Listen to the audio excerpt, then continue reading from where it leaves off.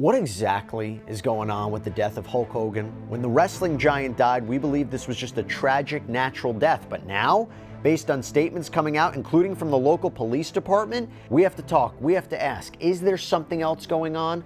Let's try to figure it out. Welcome to Sidebar, presented by Law&Crime. I'm Jesse Weber. You know, it was shocking when Hulk Hogan passed away last month, right? July 24th, at the age of 71, this legendary former six-time WWE wrestling champion. But now, the details surrounding his death, this apparent ongoing investigation into his death, honestly, I don't even know how much more shocking you can get, because we're going to talk about what is coming out right now, including a statement that we got from the police department. So let me go through this. Apparently, Hogan, real name Terry Bollea, stopped breathing at his Clearwater, Florida home. And authorities arrived after a 911 call relating to cardiac arrest was placed. He was pronounced dead at the Morton Plant Hospital, and it was reported that according to the Pinellas County Forensic Science Center, his cause of death was determined to be from a heart attack.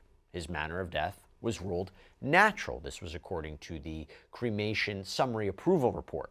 But then we learned that not only did he have atrial fibrillation, this is a heart condition causing irregular and rapid heart rhythm, but he also had been battling cancer. He was battling chronic lymphocytic leukemia. This is a type of cancer that affects white blood cells. This was reportedly a private fight that he was having. And honestly, that makes sense because we in the public had no idea that was going on. But again, what is happening right now? I will tell you a lot of weird stuff. So first, according to Hogan's widow, Sky Daly, this is per reporting from TMZ Sports and the New York Post, there may have been a mistake during a recent surgery that contributed to Hulk's death. She seems to claim that his phrenic nerve was, quote, compromised. She also stated that an autopsy had been conducted, but she didn't say what those results are. Actually, it's being reported that an occupational therapist who was apparently at Hulk's house, who was present at Hogan's Clearwater, Florida home when he stopped breathing, told police on the scene that a surgeon severed his phrenic nerve during a recent surgery. Now, this is apparently according to a police report that TMZ says is on, quote, lockdown. So TMZ is indicating that police had conversations about what this therapist allegedly told them, and that is captured on body camera video that hasn't been released. By the way, just so everybody knows, this phrenic nerve, according to the Cleveland Clinic, it is very, very important, and it controls your diaphragm, essentially your ability to breathe. According to TMZ, quote, our sources say Hulk did not have a chest-clenching episode before his passing. Rather, he merely stopped breathing. We're told it was his wife, Sky, who sounded the alarm when his breath halted, and that's when the 911 call was made.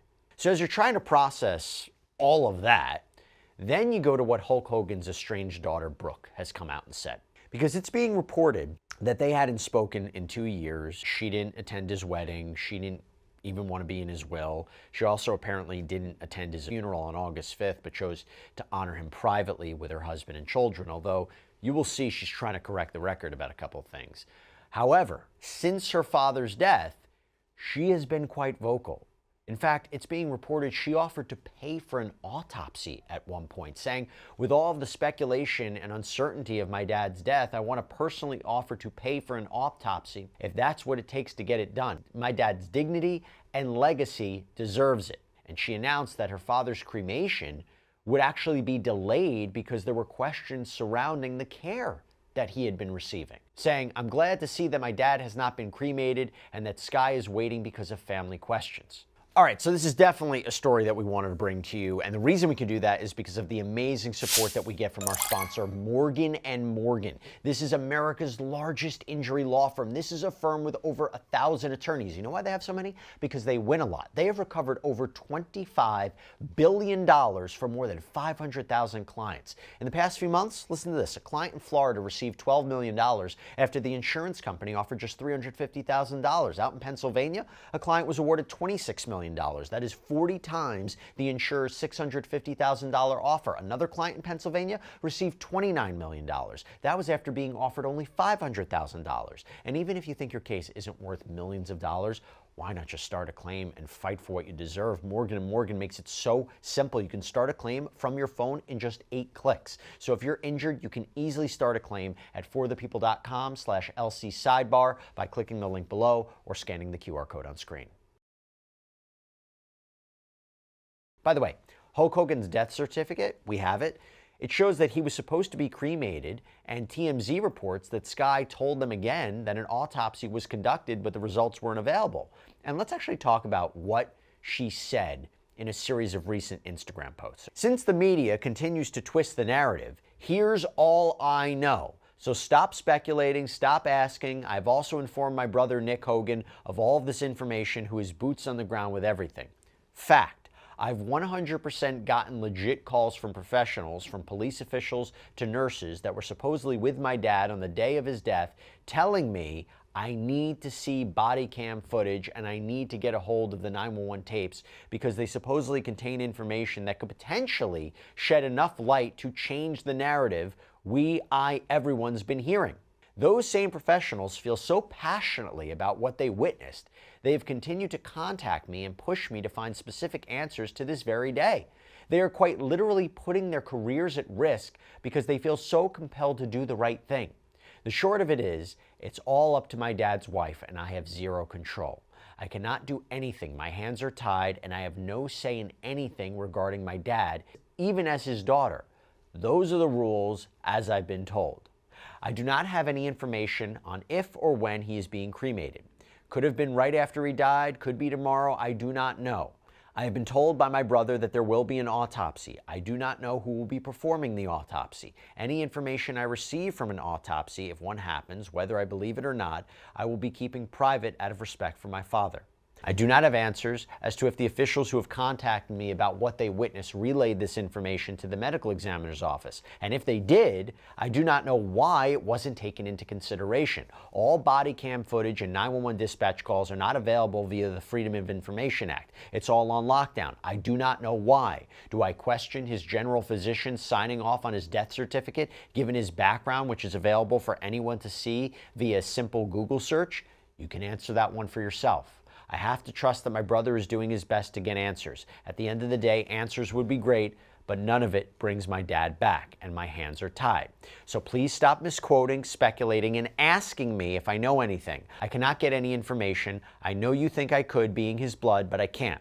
We are already dealing with enough. I will not be talking about this mystery anymore. Now, by the way, we have a copy of that death certificate. It was issued July 31st. It has information about the date of death, the name, all that. It does say that the method of disposition is cremation, and the place of cremation is the Bay Area Crematory, Clearwater, Florida. Now, Sky, again, his wife, his widow, spoken out on Instagram too. Quote, Terry chose cremation knowing this physical life is temporary and his heavenly body eternal. He has not yet been cremated, as our family is making sure every question about his medical care is answered first. Once we have that peace of mind, we will honor his wish and fulfill it with love and respect. And she warned about misinformation being circulated online, created by faceless AI accounts or by people not close enough to truly know what was happening. But before we go any further, now we have a statement from Clearwater Police. Okay, from the police department. This is actually from Rob Shaw, the public information officer of the Clearwater Police Department, who sent to Law&Crime, and it reads, the Clearwater Police Department continues its investigation into the July 24 death of Terry Bollea, also known as Hulk Hogan. We have been in communication with family members, including his son Nick and daughter Brooke. The unique nature of this case has required us to interview multiple witnesses and seek medical records from a variety of providers, and our detectives continue to do that. All of this takes time. The Hogan family has been appreciative of our efforts and our communication with them. Until the investigation is completed, no records related to the case, including body camera footage, can be released. That is police department policy in every case. We plan to meet with the family and brief them on the case to this point, and we will share the results of the investigation with the family prior to closing the case and releasing it to the public and media. Wow. Now, to be clear about something, there has been no reporting of any kind of foul play associated with Hulk Hogan's death. So not entirely sure what the focus of this investigation could be exactly, but let's get some perspective. So right now I want to bring on trial attorney Alea Roberts to talk more about this. Alea, great to see you. Thank you so much for taking the time. Can we start with the police statement? Seems, just as it has been revealed by the police, that they might be trying to do their best to be politically correct, but it seems that there's something foul amiss. I have questions as to why the occupational therapist was at the home on the day of Hulk Hogan's death, and if he was interviewed and the police have that body camera footage, why the family has not seen the footage yet. Do you think there's a connection between that? Like, we have to speak to witnesses, we have to look at medical records. Do you think it's linked up to that allegation of something that happened at a surgery? It's possible. I think that obviously the medical records will tell you what did or did not happen, whatever history, his medical history that he has. Obviously, he was dealing with AFib or atrial fibrillation. He had that prior surgery. But as far as his actual phrenic nerve being compromised, I'm unsure. But regarding the actual police statements, I think that the police should have let the family see whatever conversations were had with the occupational therapist. But that's typically how it works in an investigation, right? They're not going to let us know what's happening. They will let the family know. This could take a minute, but it does make me wonder, is this more of a situation we're looking into everything, okay? They mentioned closing the case. Is it we're going to make sure that no crime was committed here, that there was no foul play, we're going to close it and then we'll reveal it? Or is there something else going on? That's what it seems like, right? Because usually if there's a medical malpractice issue, if you're filing a claim for medical malpractice, the police wouldn't investigate. The police would not investigate that. That's when you go to an attorney. The attorney who specializes in medical malpractice will get the records, review the records, determine whether or not there's been any foul play or the standard of care has not been met, the medical standard of care. So the police being involved, of course, gives me a huge, woo, woo, woo, for lack of a better word, and a red flag as far as why are they there and why are they involved if it was just medical malpractice. Is she right, Brooke Hogan, that her hands are tied, that even though she is his daughter, she does not have the right to make certain decisions or get more information, that it would really be up to his widow? Absolutely, absolutely. The widow is now the power of attorney, and she's the only person who has, under HIPAA, she's the only person who has the ability to get Hulk Hogan's medical records. His daughter can't get the medical records because she has no license or ability, with her being the daughter and her not having any access to, like, HIPAA. It's the power of attorney, which is his wife. What do you think of the idea of holding off on the cremation? Well, I think it's a good idea because if there was a foul play, if there was a sever of the phrenic nerve, if there was an issue with atrial fibrillation, an autopsy will be able to do that. That's why you do them if there is any question of a cause of death, right? I can take the heart out, I can look at the heart, I can look at the nerves, I can, if it was compromised or severed, I'm gonna be able to see that when I open up his body and I look at his nerves. Let's talk about what a potential medical malpractice lawsuit would look like. Again, I don't have details about this surgery, what the surgery was for, when the surgery happened, what was going on. But my immediate thought was, causation, right? And trying to establish that. What are you thinking about in terms of a medical malpractice lawsuit? I think timing matters, right? Because explain that, yeah. Yeah, so if just the way that the body works, right? The phrenic nerve, as we know, is the nerve that controls your breathing. So if it was compromised or severed, was he having shortness of breath up into his cause of death? Was there anything that was different about that? Because if it was severed, he would have not been able to breathe immediately, right? If it was pinched and maybe it continued to break as he continued to go on with occupational therapy or his everyday life, that might have been something that could have been avoided depending on the surgeon. And then you have to have another surgeon look at the medical records, because that's what medical malpractice attorneys do, right? We're lawyers, we're not doctors, but we know medicine. So we have an expert doctor that looks at the records and says, yes, he definitely compromised this nerve based off of the way in which the operative report is written, because it's supposed to be in the operative report if there was something that went awry. So based on what the reporting is right now, it seems that there was a conclusion by some in his inner circle or medical professionals that that nerve might have been compromised before he died. They came to that conclusion because it doesn't seem like there was an autopsy conducted and they say, uh-oh, this was compromised. So this was a conclusion before he died, right? That's what's interesting about it. I mean, again, taking it as true, what the body cam might reveal, what the occupational therapist might have said. Was it a situation where he was in a bad state, or does it happen sudden? You know, this is what's so strange about it. Right, and I think that's what we talk about with timing, right? Timing matters, because if something like this happens, like where it's severed or compromised, there's a difference between I've nicked this nerve and I've completely cut it, right? I've completely snipped it. That's why I say, like, if it was a nick versus like an actual severed, he wouldn't have been able to breathe at all and he wouldn't have come back from anesthesia at all, right? But if it was just even a little pinch, right? Even I slice it just a hair, and then you continue to go on with your everyday life. Now you're moving, and your neck is moving, your body is moving, you're getting up, you're getting down, you're going on with everyday life. And if there was any type of shortness of breath or any type of issues that could have been associated with his atrial fibrillation, because sometimes you have shortness of breath with AFib. So Right. maybe if he was having that, maybe his wife, who's not a medical professional, thought, oh, it's just the AFib, we'll take your medicine and continue on doing what we're doing. What did you make of Brooke Hogan's statement? I mean, on one hand, it's such a heart-wrenching situation for the family to be dealing with. And on top of that, as they're dealing with the grief and the loss, now they have to deal with the public and information coming out and trying to set the record straight. What did you make of her Instagram posts? I think she did all that she can do, right? Because unfortunately, when you're the child of a celebrity, you're expected to make a statement. When something like this comes out, like, hey, the death might have been caused by foul play, or there might have been an issue with the surgery, right? And we as the people, like the social media, the bots or whoever, the viewers, we want to know what happened, right? We're doing our own investigation. We're trying to Google and see what we can find out as well. And we're expecting you to find out and tell us because we want to know. And it's hard because she's grieving, so it's unfair. There is something else that she said that I want to get into about potential legal consequences. So Brooke went on TMZ Live, and she took aim at those in her father's inner circle. And she did it to fight back against essentially what are fake narratives about her relationship with her father regarding not reaching out to him or returning unopened gifts, not going to his funeral. This is what she said, quote, "Whoever is spinning this negative narrative about me, trying to get ahead or discredit me or whatever they're trying to do, what I've been hearing, it's so false, it's laughable. It's making me mad. It only tells me that their golden goose is gone. I rely on my father for nothing financially. I have my own job. My husband has a job. We do not have any money coming in from my father since I was 18 years old. Everybody else relied on him for a paycheck, and now that golden goose is gone.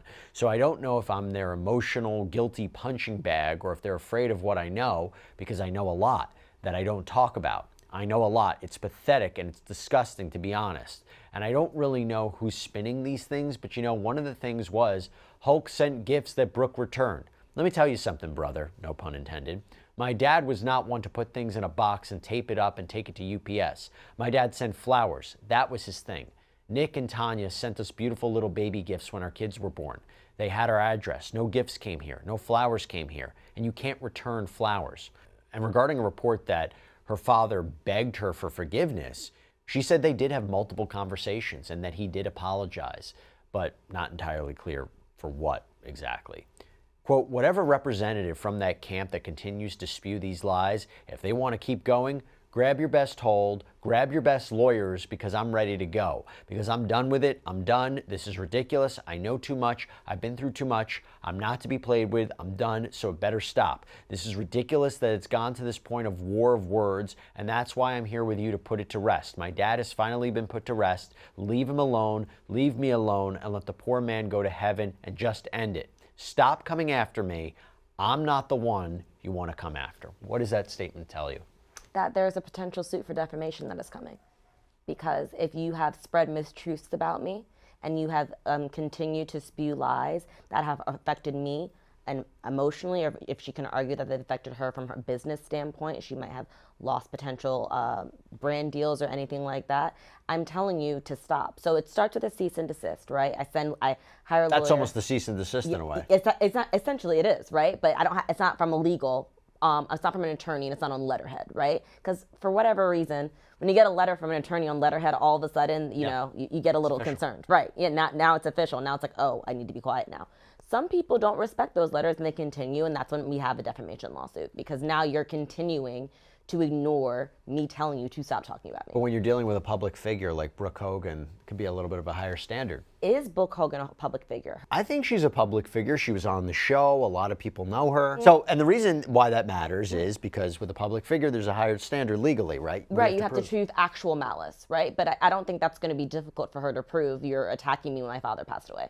I don't think, and you're doing. Well, it the with statements, right, have to be not only false. You have to say the person knew they were false, so they acted with reckless disregard for the truth. Correct. But I don't know exactly what the statements are. We don't know, but if they're being made and they're being published to a third person, right? That's the publication, right? It doesn't have to be I'm going on Instagram and I'm like Brooke did, and I'm making my entire 5-6 page paragraphs about Brooke and what's going on. As long as they were published to a third person, that's publication. Interesting. Yeah. I don't know. We're going to keep a careful eye on this. It was interesting. We weren't even sure we wanted to talk about it until there was something new that was going on. But with the police statement, with Brooke's statement, with this idea of a compromised nerve, how can we not address what's happening here? I'm very interested to see the police involvement, because once the police start doing an investigation, that means that something is going on. Something is going on. We'll continue to follow it. Alea Roberts, thank you so much for coming in. Appreciate it. It was great seeing you. Thank you, Jesse. Always a pleasure. And that's all we have for you right now here on Sidebar, everybody. Thank you so much for joining us. And as always, please subscribe on YouTube, Apple Podcasts, Spotify, wherever you should get your podcasts. I'm Jesse Weber. I'll speak to you next time.